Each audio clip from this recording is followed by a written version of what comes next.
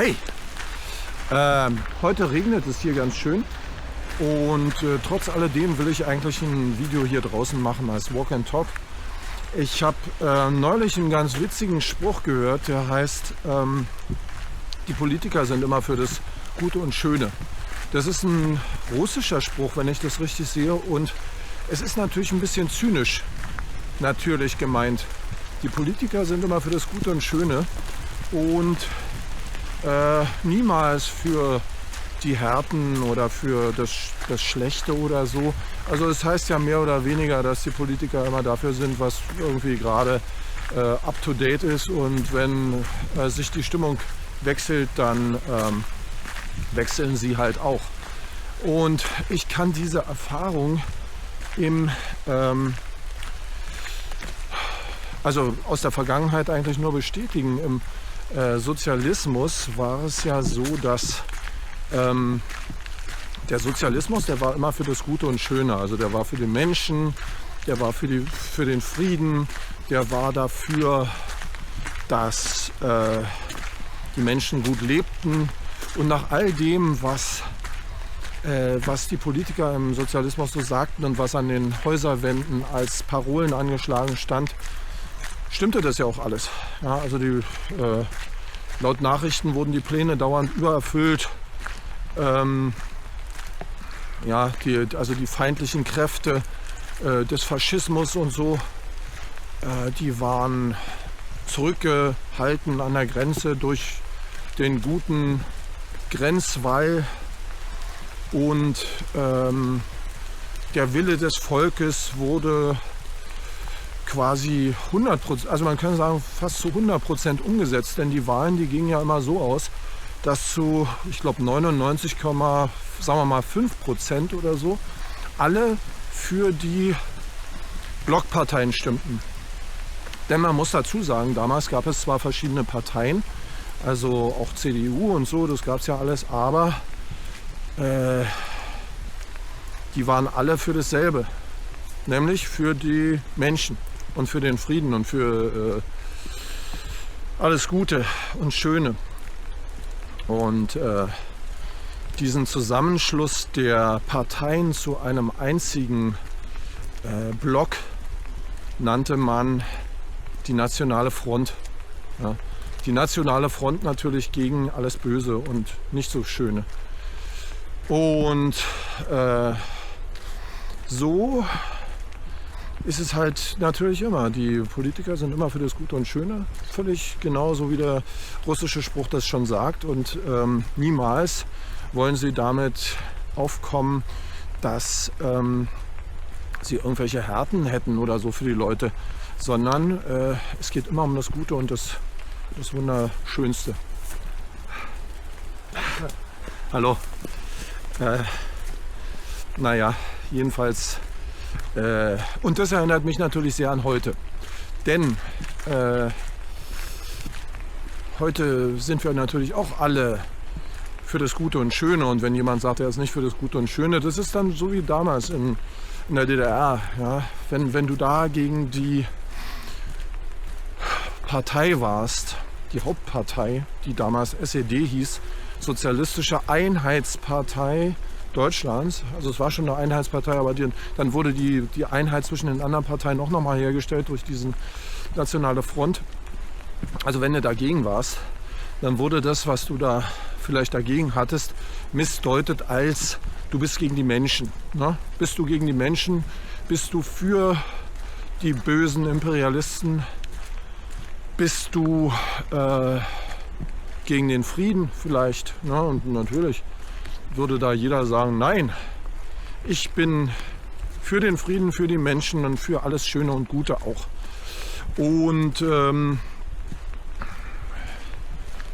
so haben auf die simpelste und eigentlich einfachste Art und Weise die Politiker den Leuten den Gedanken im Kopf rumgedreht und die Worte im Mund.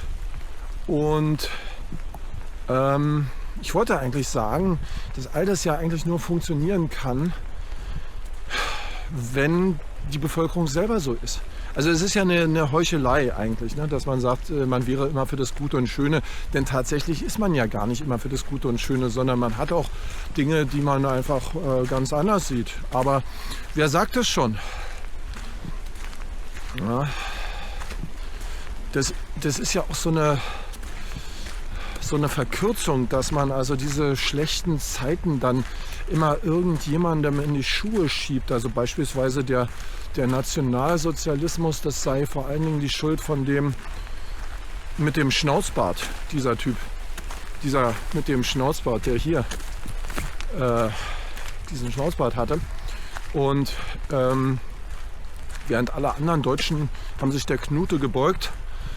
Und genauso könnte man ja sagen, dass in der DDR der Honecker an allem schuld war. Aber aus eigener Erfahrung kann ich nur sagen, der Honecker, der war nicht an allem schuld, sondern das war ein wahrscheinlich älterer Herr. Wenn man ihm begegnet wäre, hätte er vermutlich engstirnig oder sonst wie, aber er auch nichts Besonderes oder so. Er war nicht ein besonderer Diktator. Also Honecker jedenfalls nicht, da gab es sicherlich andere. Aber wer hat denn nun diese schlimme Diktatur oder sagen wir mal moderate Diktatur in der DDR eigentlich ausgeübt? Das waren die ganz normalen Menschen neben dir. Das waren die Lehrer, die dir gesagt haben, ja, so geht es aber nicht. Das ist ja, das ist ja gegen die Menschen und gegen den Frieden, was du da sagst.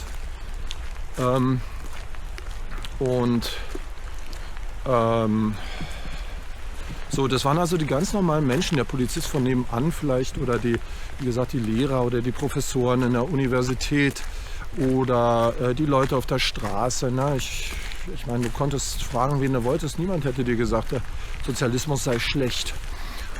Insgeheim haben sie es dann oftmals gedacht oder haben mit ihren Familien darüber gesprochen, aber es hat niemand so gesagt. Und was ich damit sagen will, ist, dass die Politiker natürlich, wenn man sagt, die Politiker sind immer für das Gute und Schöne, das stimmt, aber sie sind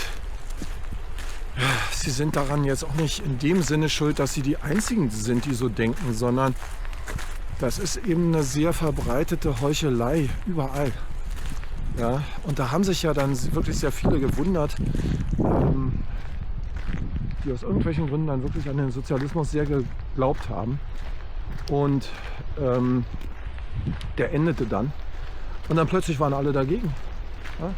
Also genauso wie alle vorher dafür waren alle dagegen. Und dieses Phänomen wurde damals als die Wendehälse bezeichnet. Ne? Das sind alles Wendehälse. Und nach dem Zweiten Weltkrieg gab es zum Beispiel den Film Die Mörder sind unter uns. Das heißt, diejenigen, die im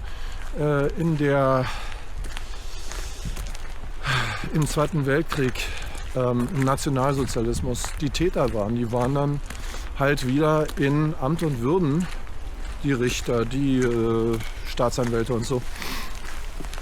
Und haben dort halt dann auch wieder staatstreu ihre Funktion ausgefüllt. Und ich finde, das muss man mal dazu sagen, sonst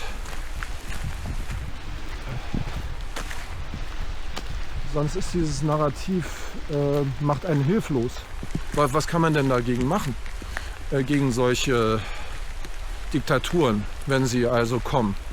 Ich denke, eine ehrliche Kommunikation wäre die Voraussetzung, weil wie gesagt, umgesetzt wird es ja letzten Endes vom Volk. Es wird ja nicht umgesetzt von diesem einen schlimmen Mann, der da oben sitzt oder Frau. Was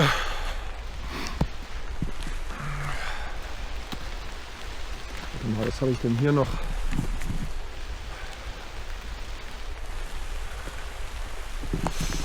Ja, vielleicht noch der Vergleich zu heute. Also heute ist ja auch wieder das Schöne und Gute am Werk. Man erkennt es überall, ne, wenn du gegen das Schöne und Gute bist, das ist schlecht. In vielfacher Hinsicht. Das Schöne und Gute ist natürlich das, wo uns die Politiker immer sagen, da muss man aus der Vergangenheit lernen. Ne? Ich persönlich würde sagen, ja, man muss aus der Vergangenheit lernen, aber das Richtige ist, dass es schon mal falsch ist, wenn man fordert, alle müssten dieselbe Meinung haben. Sondern das war ja gerade das, was die Demokratie ausgemacht hat. Und wo wir im Osten uns immer gewundert haben, was, das können die sagen? Ja, da gab es also Leute, die haben irgendwelche bösen Zeichen, ich will es jetzt hier bei YouTube gar nicht sagen, sich auftätowieren lassen. Und das war möglich. Nicht, dass man das hätte auch machen wollen, aber es war möglich und das war irgendwie ein Teil der Freiheit. Ja, dass man sagte, da gibt es die Spinner und es gibt jene Spinner und überhaupt gibt es alle möglichen Spinner. Aber dass nun alle in eine gemeinsame Richtung denken müssen, das war eben das Kennzeichen des Westens, der so faszinierend war und so frei und so voller auch guter Gedanken, nach dem man sich sehnte im Osten. Ja, und heute ist es halt so, dass uns Politiker, die selber von der Sache gar keine Ahnung haben, sagen, dass bestimmte Energieformen durchgesetzt werden müssen, weil das einfach für das Schöne und Gute ist. Und anders könne die Welt nicht überleben. Und sie kümmern sich natürlich vor allen Dingen um die Welt und nicht unbedingt um ihre Wähler oder so, sondern das geht um die Welt. Ich glaube, der Mario Adorf in der einen Rolle hatte ja mal gesagt, wenn einer für alles verantwortlich ist, dann ist er verantwortlich für gar nichts. Ja, denn er wird sich immer rausreden können mit, aber ich bin ja auch verantwortlich für das und das. Ja, also einfach mal für die Wähler verantwortlich zu sein, die ihn gewählt haben, das scheint den Politikern zunehmend unmöglich zu sein. Ja, denn sie haben ja 1000 Ziele im Kopf, die angeblich alle erreicht werden müssen. Ja, also wie gesagt, Kurzfassung, dass die Politiker für alles Schöne und Gute einstehen und innere Haltung zeigen und so, das hat seine Ursache nicht zuletzt darin, dass die Bevölkerung da nicht nachfragt, zum Teil profitiert, zum Teil ist es ihnen egal, zum Teil verstehen sie es nicht. Was wiederum zurückkommt auf dieses, es ist ihnen egal. Und so kommt es, dass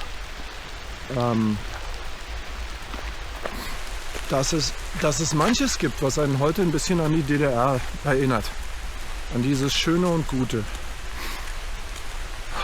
Ja, man sollte das mal beobachten, finde ich, dass diese Konstante, ne, es geht immer um das Schöne und Gute und Schrittchen für Schrittchen wird